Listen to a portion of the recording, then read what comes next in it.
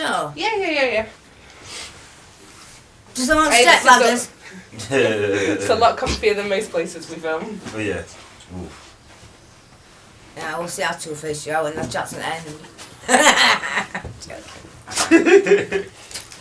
Yeah, whenever you're ready. So. If you could start by telling us your name Victoria Saunders. and a little bit about life growing up. Oh, perfect. Yeah. Everything I want. My first word was I want, and from then on I got. Santa, for example. I knew they weren't a fucking Santa because I used to, from the moment I could pick up Argos catalogue, I picked every present out of there I were having and wrapped them myself. I still fucking got up early, I don't know why. But no, perfect. Absolutely perfect. Perfect childhood. Can't blame anything on why I'm like I am because of my childhood at all. Where do you think it started? I don't want to say go wrong, but where... Well, yeah, it is going wrong, isn't it, really?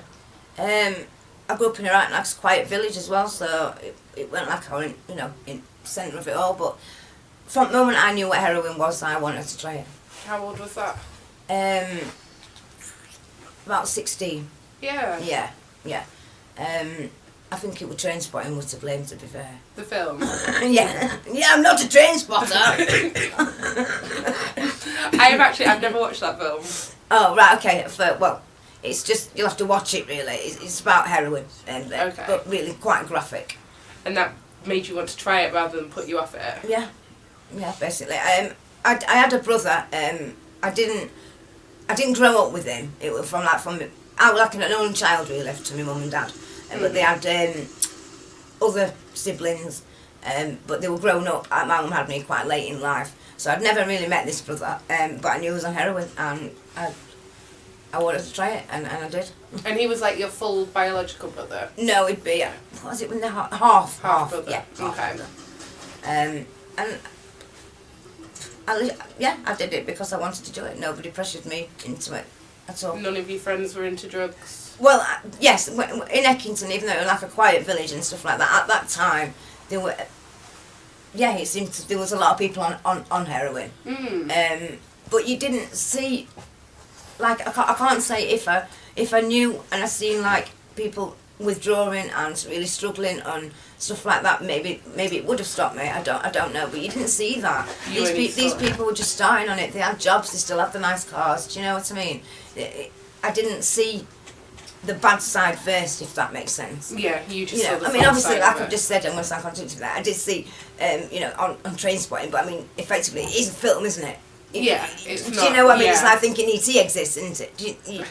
You know. Yeah. But in real life, though, I've not seen somebody struggle. I mean, like I say, I did have a brother, but I'd never met him. But I just knew that my brother was somebody who burgled, and he was in and out of prison, and he was on drugs. That's all I really knew, you know. So yeah, my childhood, definitely not. Not any. No. No. It was absolutely perfect. I was spoiled, absolutely spoiled, really. To be fair, so yeah, I did it because I wanted to do it, and I believe people take drugs because they want to. I'm not going to sit on your film and blame this, that, and the other. And I don't want any sympathy off anybody. Like I say on my channel, I don't. It's just I want.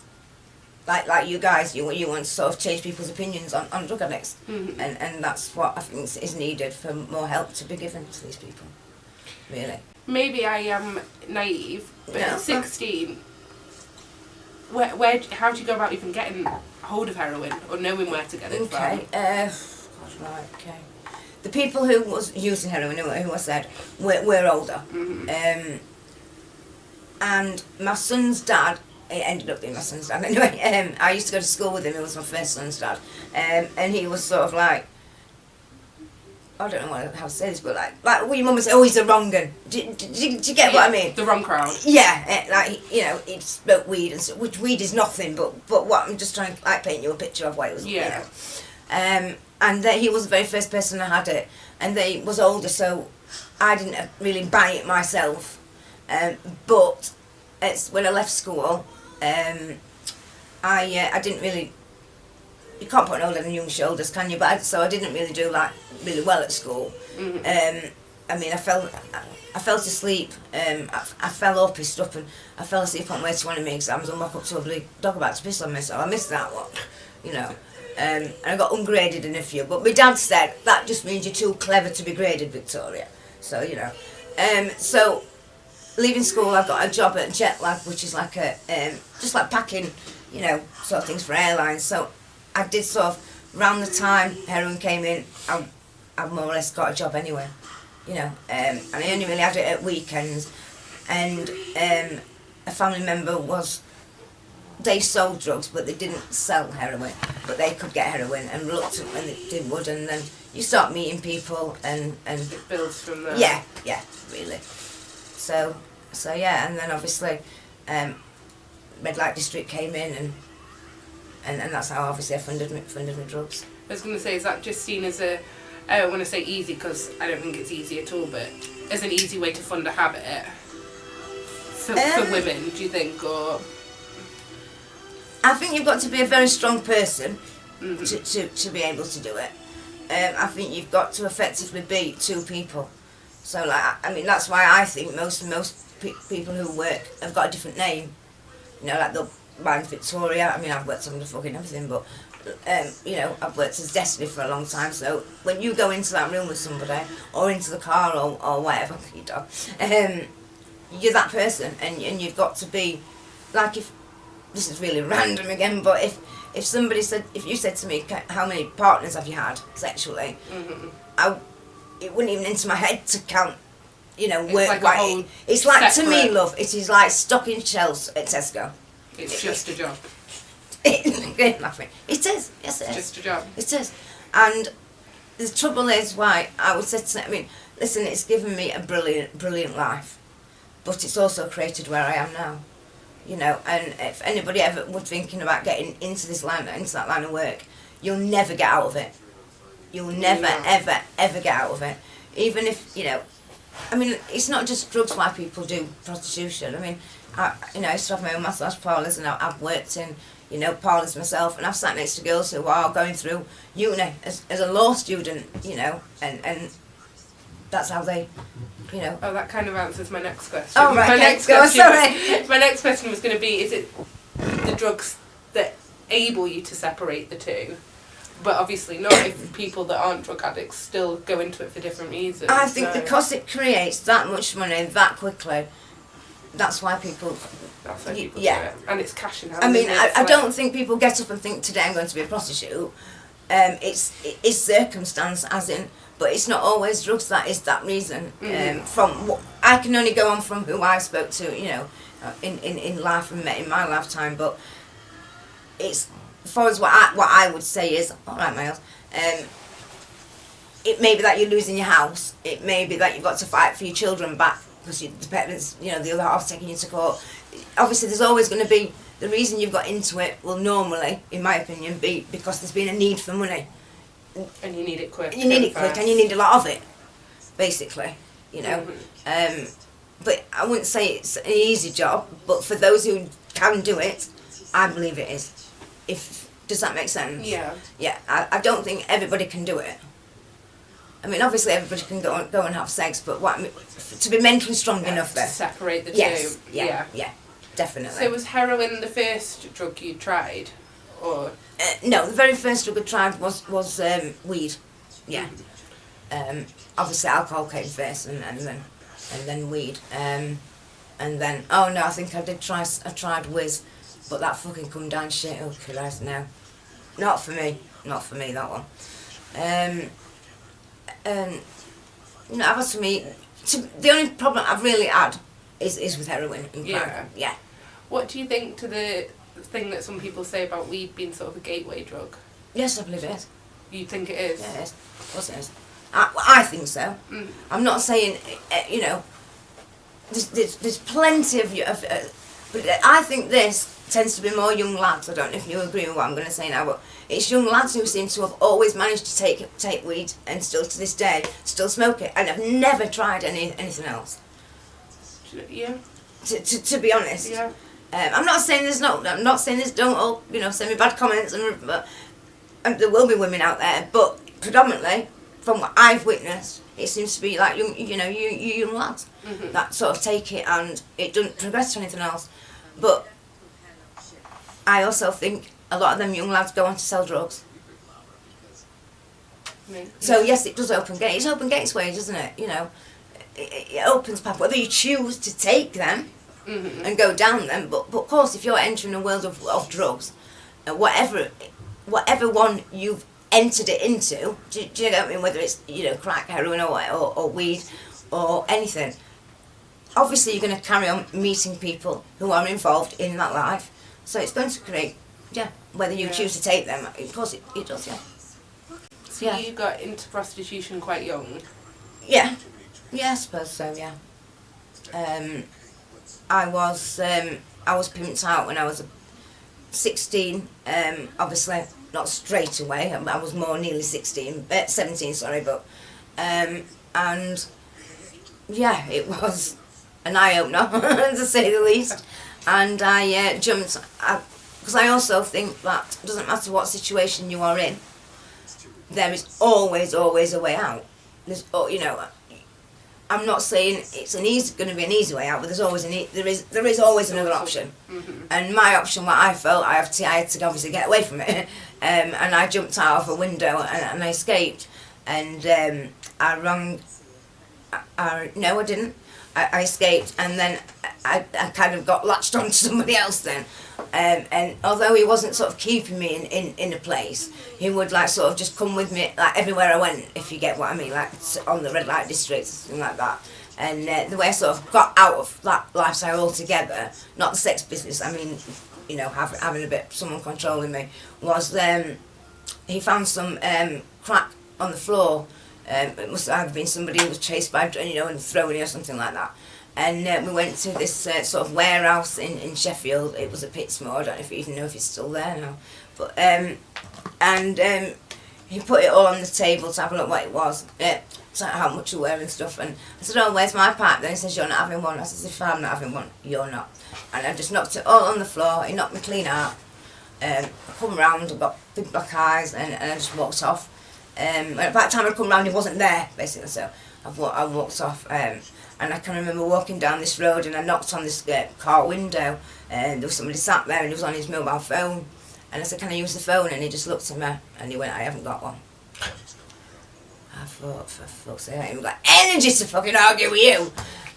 Long story short, my mum and dad, come and got me. I went home.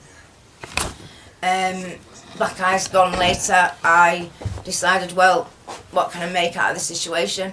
I can either sit there and fucking feel sorry for myself and tell everyone about this is what. But no, I thought, this person have shown me how to make money, basically, and I love it. So I then went straight into parlour work. There was a paper called Sheffield Star, and you could advertise in there. You can now, but they did stop it. And there were massage parlours, and I just picked the first one. I knew nothing about them. I knew they existed, but I mean, I didn't know like that's a parlour or that's a sauna, nothing like that.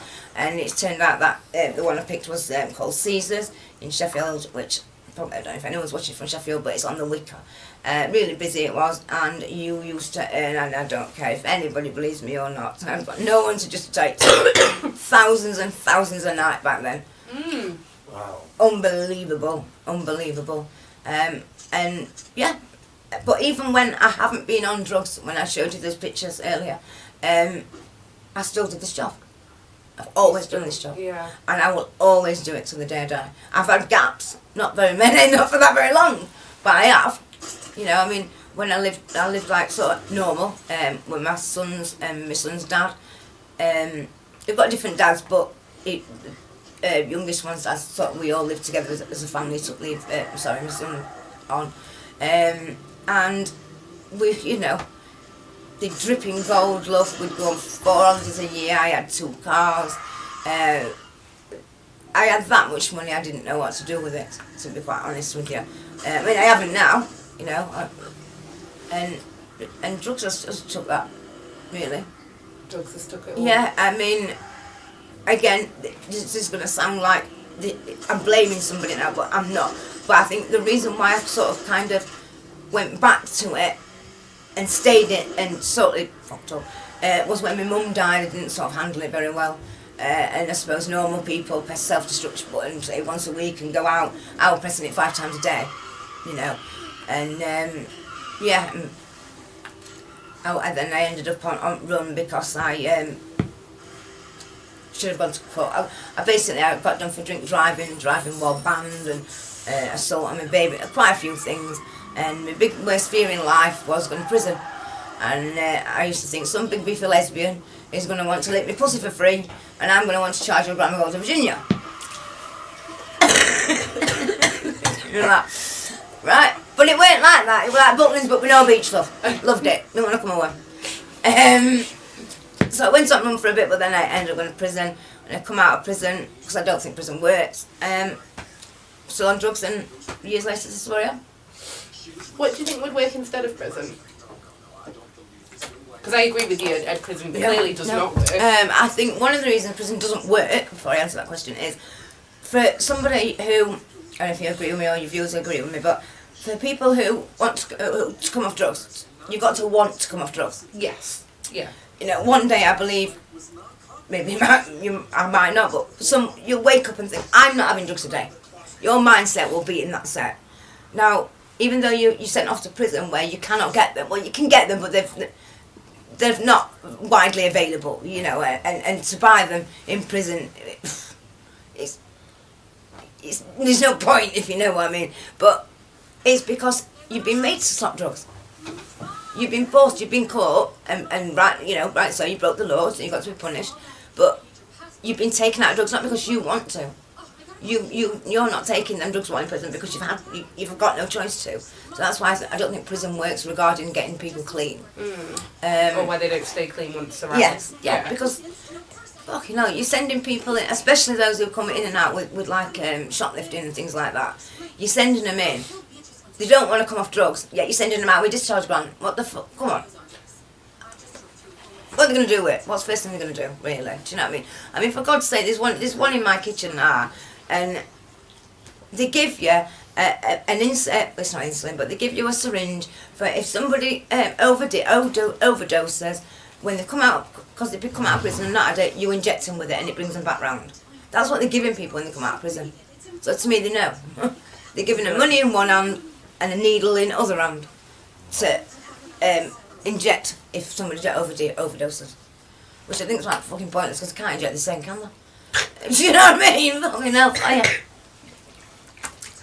I think they should offer you rehab when you go to court, yeah. So, you know, and I don't mean like, you know, oh, you're going to rehab and people think, oh yeah, I'll go to rehab and that's Samson out and it's done. No, if you don't complete the course, you'll then go to do your prison sentence, you know. Okay, there's got to be rules. I mean, although I effectively I break the law every single day, very minor, you know what I mean, I'm not selling drugs or, so I've obviously got no respect for the law, but I understand why laws are there. Okay. You know, so you would have to have something, you know, guidance around that, but I think people should be offered rehab. And I think with the rehabilitation as well, you know, people go into counselling. I mean, Christ almighty, they go to, you know, you'll get probation. You're trying to get somebody to open up whose life is very closed. The reason some people probably take drugs is because they can't handle what's happened, maybe. Mm-hmm. You know, nothing like that happened to me, but I've spoke to other, you know, drug users. And so, by the time they've opened up to their probation officer, the probation officer's on full sick leave. You know, and they don't seem to... You've got to have consistency. Yeah. And there is none. And I don't think... Because, unfortunately, there's a lot of drug addicts, people's case loads are very high. Mm-hmm. So you're limited to, say, an hour's appointment. It might take them 40 minutes of that to even actually courage to, yeah. And I don't think they want to either, really, because they just make too much money out of it. The government, but that's it. Yeah. So you mentioned before that there were some times when you were clean. Yeah. What made you get clean those times? Levi, oh shit, so you know he don't matter, he watches it anyway. My eldest son, I got pregnant with him, but I was clean before then, anyway, really. So how would I sort of going out with his dad, and I sort of better things to do with my life, really. I must have seen life differently at that time. Yeah. Because like I said, even on and off and on and off and on and off, getting back on, no one's ever pressured me into doing it. It's always been my choice. It's always me that picked that phone up and got drugs. Because I'm a firm believer in you can take a nose to water, but you cannot make a drink it. Yeah, that's fair enough. You know. But like when you said when you started when you were 16, you didn't necessarily know the bad consequences. No, I didn't. When you have restarted, you obviously have known. Yeah, of course I have. The bad. What's then made you do it knowing? I'm thick. I'm thick. Of course I am. I wouldn't say that. No. What makes these drug addicts, me included, think that they are better this time round than the drug? It's the most strongest painkiller known to mankind. Mm-hmm. What makes you think that you are going to be better than it this time? It's either naivete or you're just not bothered. Or do you think it's the addiction? I think I do think once you're addicted to something, you're always addictive. Mm-hmm. I mean, you couldn't go take it recreationally, say. No. And that's sort of been proven if you look into research. Like, say Miles here was a person, and he can do everything in moderation. He doesn't get addicted to buying handbags. He doesn't get addicted to drinking water, digging bones up, nothing. He just everything in moderation. Mm-hmm. And then there's me who, whatever I do it to the extreme. And so there is a part of my brain that I use that Miles will never use, which is the addictive side part of it.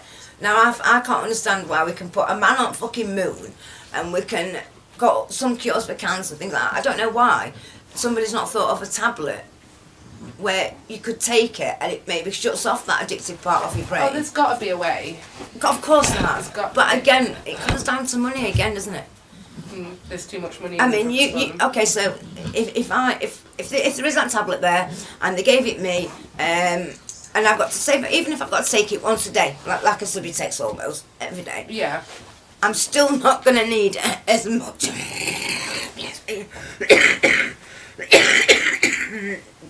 As much medication as the person next to me. Do you get what I mean? Like, say, methadone. What else may they need? Subutex, diazepam. So they're making more money off somebody who's on drugs than to rectify somebody who isn't. I'm not like a conspiracy, but I'm not into. I don't really like that, but I mean facts. No, facts. There's money the behind fact it, is, isn't there? Yeah. What makes the economy goes round is what. It's reality, isn't it? Mm-hmm. And although many people don't like drug addicts and drug users and drug dealers all create a lot of money. I mean, you'll see a drug dealer in a BMW. That ain't on fucking finance, love. No. That's not on finance. He's bought it. So they create, money all the time, aren't they? Back in, Same with prostitution. I mean, it's people say it's the oldest profession in book. I say it's one of them because whatever created the money for you to get the money for prostitution is the oldest. But there's different. We all could do a lot more. Everybody could do a lot more. Yeah. And I think what costs nothing is to stop people being fucking judgmental towards people like me and other people on drugs. Why do you think people are so judgmental? I do think drug addicts don't help themselves. Some. As in, I watched, what's it called now? Sex, I'm going with man. Drug Map of Britain by the BBC. Have you ever watched it? Or maybe watched a few episodes? I have watched a few episodes. Yeah, I don't know. Is there one where there was like that man that used to bring them tea and stuff? I don't know what that, there's one say, most different drugs around the country. You have to watch it. Well, there's one. Oh God, I should have told you what it's called. Anyway, it's in. I'm not even sure where is it. Manchester, it might even be actually.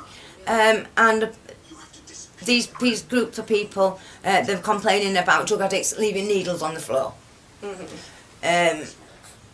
So you can't blame people for having that sort of, because Nobody does want to stand on a needle or go to as far as picking dog shit up and getting stuck with one, or the child playing, and I don't. So, but then it's like to them, are they just throwing it because it's litter? I mean, people litter, don't they? Yeah. Do you get what I mean? But I think some drug addicts don't help themselves, but then do they act like that because they think, oh well, fuck it, that's what people think of me. I mean, if you just said the people word, don't expect better of them, so why behave better? Yeah. I mean, some people you might say, if you just say prostitution to somebody, a lot of people, and there's a lot of people who won't say this, but there's a lot of people who will just think, oh, somebody who stands on the street, probably got every sexually transmitted disease going, dirty on drugs, and it's not the case, is it? No. I mean, I think it doesn't matter where you sell sex, whether you sell it online, whether you are a high-class escort in London, or whether you are on the beat or you work for a massage parlour, you're all selling sex, so you're all equal. Mm-hmm. It's just your circumstance in your private life that determines on what level you can sell sex. Yeah. Basically. I mean, on the red light district, it is kind of the last frontier, in my opinion, isn't it? Mm-hmm. And I think, well, I know from owning a parlour myself, it's because them I don't want to sound like I'm tying someone up or not, but the people who are on there, they mainly tend to see a customer, go and score. See, I don't know if you sort of know that from yourself. Yeah, from what we've seen, it's a general. Yes, they're not like go to a massage parlour to at 9 in the morning and leave at 9 at night, are they, with a load of money? They're not, so parlours won't accept that. It is a job in a parlour. So, I mean, so you sort of choose what level you're going to sell, not level, choose what platform you're going to sell drugs, sell prostitution on is from what suits your lifestyle. Mm-hmm. So really it's the lifestyle what makes, it's not that they're, scruffy and things, and yes, they do charge a lot less, but they only charge a lot less because it's just like, it's not because they're any less of a person, because they work there, and a lot of them are homeless as well, so they couldn't work from home, or like I say, it's just circumstance, isn't it, on where you sell it, really. But people have just got you read about it in paper all the time, don't you? Drug addict robs an old woman, or drug addict burgles somebody's Christmas presents, and yes, it's wrong, but I don't believe it's drugs that's making them do that. I think it's their morals. Yes. I think. Do you want me to get you a cup? No, alright, thank you. I think all like they'll say, oh, drugs, it turns people into person you would, cross the street to avoid. Drugs doesn't do that. Drugs will just bring out what's already there. Okay. And I think the reason why, some people say, well, I wouldn't have gone and robbed my nan if I weren't on drugs. No. The need for money hasn't come up enough, or hasn't been great enough for you to do that, to get it. So let's say, this is very far-fetched, but let's say your son had been kidnapped and you need to get X amount of money in an hour. Whatever you are comfortable and can justify to yourself, you do. Mm-hmm. You might, but you're not on drugs. Do you understand where I'm coming from? So, but I don't think people don't always look at the different angles of things, and I think that's why people judge them. But that's just my opinion. Sorry. Is there anything you would like to say to the people watching this? To not do drugs. I mean, you can sit here and watch your videos and videos before me. You will end up like that. You will. You are no different than me sat there years ago. You will, if you have heroin, you will end up in the same places where everybody's on your videos. So just to really not do it, because you no disrespect to anybody, but you're not going to be the first person who is stronger than heroin. You won't be. Basically. Yeah. No exception. No. Where do you see your life going in the future? What would you like to achieve? I'd like to, if I can just stop one person from doing where I am now, everything I've seen and been and done has been worth it to me.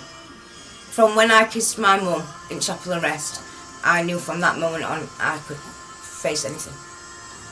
And I'm scared of absolutely nothing anymore. And I've got COPD and they've said I'll probably be at the end of stage 1 in about 2 years, so I've got 2 years to get this message out, and I want to achieve before I die some better education in schools, really. That's what I want, because you've got to start, there's drug addicts that need help and rightly so, but you've got to stop where it begins. And I can put it, basically they are the next generation. I know at the minute the education that's available, they're the next generation of heroin addicts, unless we stop it. Unless we do something. Yeah. And so that's what I want to achieve, to sort of lessen that number or wipe it out. That would be amazing, wouldn't it? Of course, yeah. But that's what I'd like to do. Okay. Thank you so much. Oh, you're welcome. Is there anything else? Yeah. I think if you've been in it a long time, you know where to go. You do know where, and just go and do it. If there's a little bit of you that's sort of thinking to go and do that, you're halfway there. But this is going to sound really a bit contradictory, but do it when you're ready. Don't do it for somebody else, or your families or your boyfriends. Like, if you loved me, no, get rid of that person who's saying that, and on your own, you've got to be ready. And when you're ready and you alone, that's when you'll get me. You'll get it. Really, you'll go and get. But there is people out there, and there is some very good organisations. I mean, I would just like to say there is, because I know obviously with the sort of people that come onto your channel, they're probably the same. Watch it. There's a website called Ugly Mugs, and on there they send you alerts of where there's been sex crimes against prostitution. So it's called uglymugs.com. That's amazing. Thank so you. yeah, You're the first person to I'll show it you before you leave as well. I'd advise anyone. I mean, I've had 2 alerts the other day. They weren't in my area, but they tell you the description. And also, I'm doing on again, but you can go on the website and type in the number of the customer, and it will tell you if he's been blacklisted or not as well. That's amazing. That's a good resource. So yeah, and it is a good website. Yeah, because I imagine. Because there's experienced bad stuff. As working girl and working women, people will know this anyway. Maybe I don't know if you will, but there's websites where if you see a customers can put on reviews about the girls. Oh, the fucking hell! We're in a whole platform now, aren't we, the buggers? But now there is for women, and they'll put on bad experiences, good experiences. There'll be women who said he didn't pay, he wouldn't do this, and very, very good. And that's all from that Ugly Mugs. It's really, really That's good. Amazing. Yeah. So That's go really and check good. it out. Thank you so You're much. welcome. Thank you. You're welcome. That was quick. That was good. Thank you very much for watching Victoria's story. We're now going to talk a little bit about it. Please don't forget to subscribe if you have enjoyed. Thank you. So Victoria, it was nice to I feel like we should just mention that she contacted us from watching the YouTube to request an interview, and it was really nice to meet her and get to talk to her. She was lovely. She was so nice, so friendly. I felt like we could have sat there and talked to her all day. Like, I imagine the stories she's got to tell is, you could sit there for days probably and listen. It's fascinating. So hopefully we will have a chance to do some more stuff with her and work with her some more. For sure. Hopefully. But yeah, I think she had sort of the pretty standard childhood. She said it was good. She never got said no to. She was happy. There was nothing, no major disturbance or anything like that. First got into drugs age 16 and heroin. Like, that to me, I don't know if it's just naivety. I can't think of a better word. Yeah. An upbringing, like Your upbringing. Yeah. maybe, yeah. To think, and maybe it's like my continued naivety, to think that a 16-year-old can get hold of heroin. To me, like, that's a scary thought. You know what? Like, even I'm not going to say how old I am actually, but Why not? I don't want to. You can't remember, so it's all good. I do know how old are you. I think I would struggle. 45? Sarah, not Lisa. You got jokes now. Full of them. I think I would struggle. Like now, I wouldn't know where to go. Just to think that that's available to kids who don't know the consequences of what. My thing is, a child that had everything. What led her to wanting to try heroin? Because she didn't have no problem at home. She said she thought it, from the film Trainspotter. I've never watched it, so I can't. But I mean, like, she didn't have no struggle at home. She wasn't escaping anything. I think is what you're trying. She was not going through any trauma at home. But do you not think that, like, a lot of people when they first try stuff like that, especially at that young age, and you don't know what you're getting into, like, you don't know the unglamorous side of addiction, you're not doing it to escape something, in my opinion. But do you think because she was young, naive, and she didn't know the side effects? Yeah, fully, and I think she agrees that herself, doesn't she? Yeah.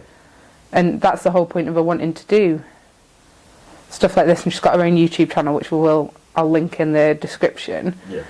But that's her whole point. Like, if she can make one person not try it, because I think, and she agreed with us on that is the key.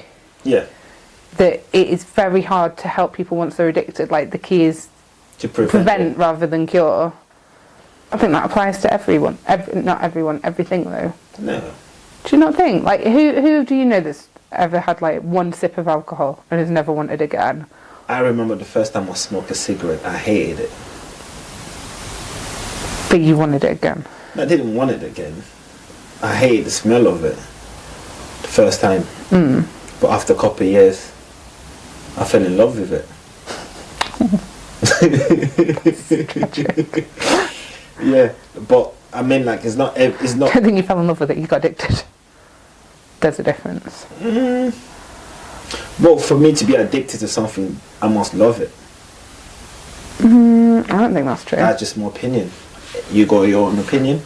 That's why I hate doing this, because I feel strongly that your opinion is wrong and that You I am can't say right. your opinion is wrong. You might have a different view of it, but you can't say it's wrong. I had 16 years of being brought up by my mother. Everyone else's opinion is wrong. Yours is the only one that counts. Maybe I need to talk to your mama. Go for it, because I did not get this from my mama. Trying it for the getting addicted part. I think the problem is when you're able to access drugs that young, is you don't know. Do you? What?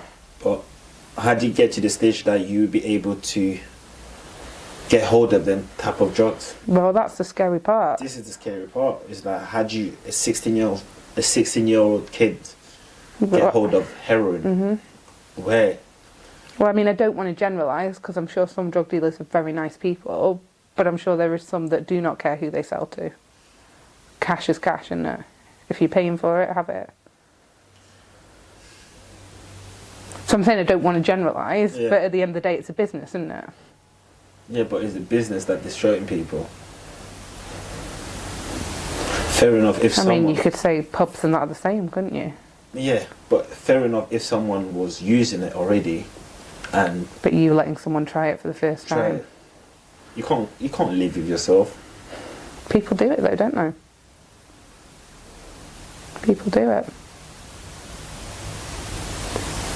And I'm sure they would probably say the blame is on the person taking it.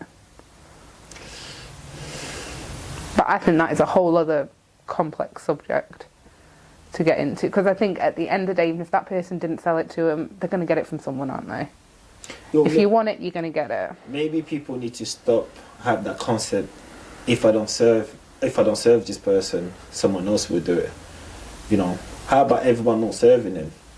I know, but it's a sad reality that someone probably will serve them eventually, isn't it? Yeah, because when you put it like that, I'm not gonna serve it. If I don't serve it, someone else will do. That makes you more likely to do it. Yeah. So you're giving yourself that. It's okay. Like you remove that guilty mindset. You know, if I don't serve her, someone else will. You're trying to ease the guilt on yourself. Yeah.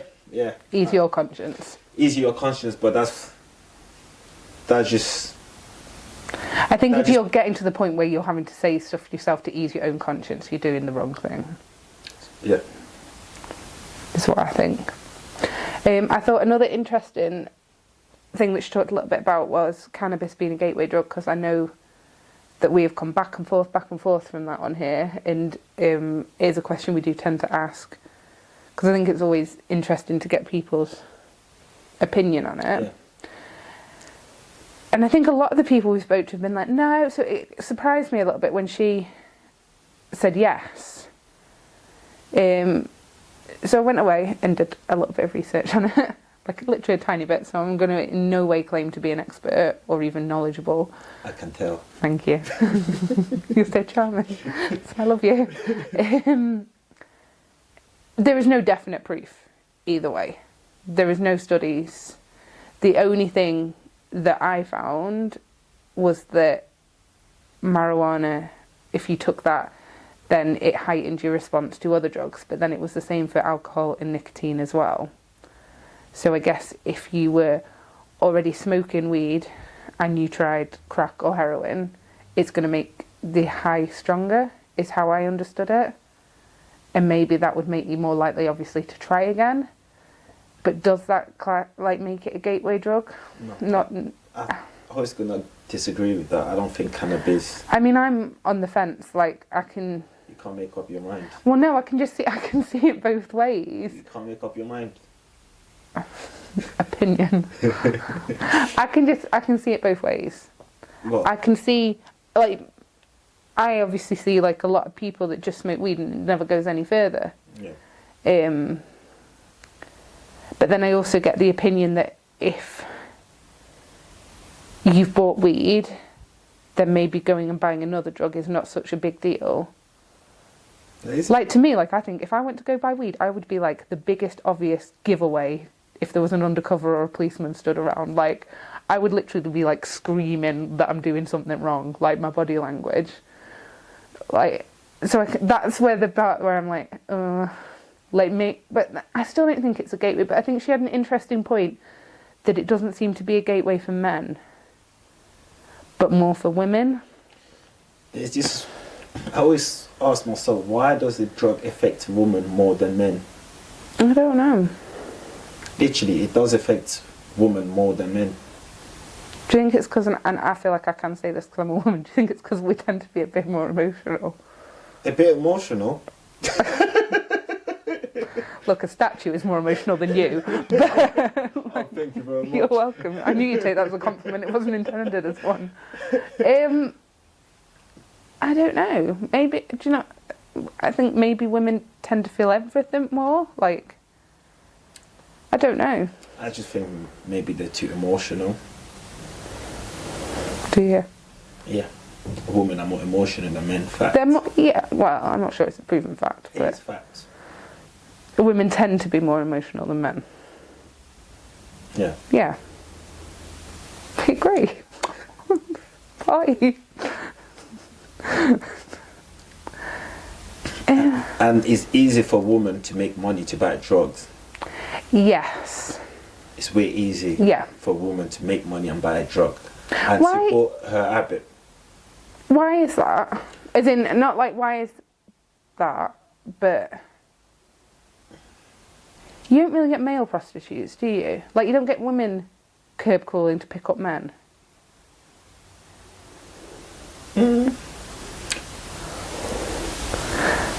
Like, women do have it easier in making money. Like, you can fucking sell your dirty underwear and shit. Like, some men, not all men, some men are disgusting. Oh, well, so what about the woman that So why is it men disgusting biting things like that, and the woman that's selling it, they're not disgusted? I didn't say they weren't, but it's a way of making money, isn't it? No, but the way that you put it, like, some men's are disgusting. Well, I just don't think you'd find many women searching Google for men's dirty underwear Well, to you don't buy. see how many men selling their dirty underwear. Simple as that. Well, no, because there's probably not a market for it. So who's more dirty, the person that's selling it or the person that's buying it? Well, I wasn't kidding. No, I'm just.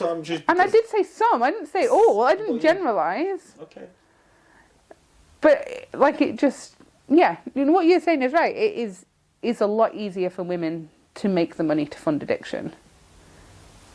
I was going to say without resorting to crime, but technically prostitution is classed as a crime, isn't it? But I guess it's not as. Yeah. It's not the same as, like stealing from someone's house or. Like, to me, I don't think that prostitution should be a crime, but because I feel like it just ostracises them further and isolates them further from society. You think they should make it legal? Well, I mean, it fucking happens, doesn't it, anyway? But you know what I don't understand? And it happens fairly openly. In trouble. But then again, I do understand at the same time, because the woman that does that, they're so vulnerable. They're desperate. You're not often doing it through choice, are you? They're desperate. They're not doing it. They don't want to sleep with 10 men in one night because of the fun of it.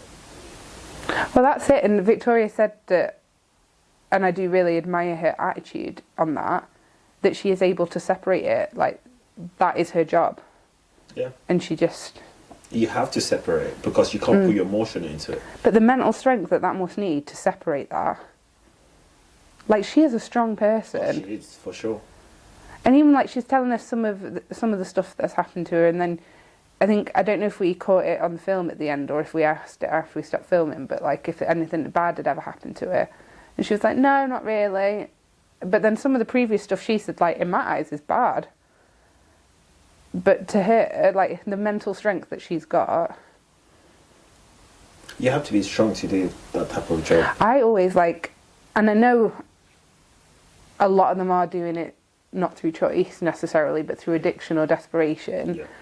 But I don't want to say admire, respect the strength of them, because you are going out literally into a life and death situation. It's not the same maybe as going to war, but you don't know who you're getting in a car with. Yeah. Like, you're putting yourself in an extremely vulnerable position.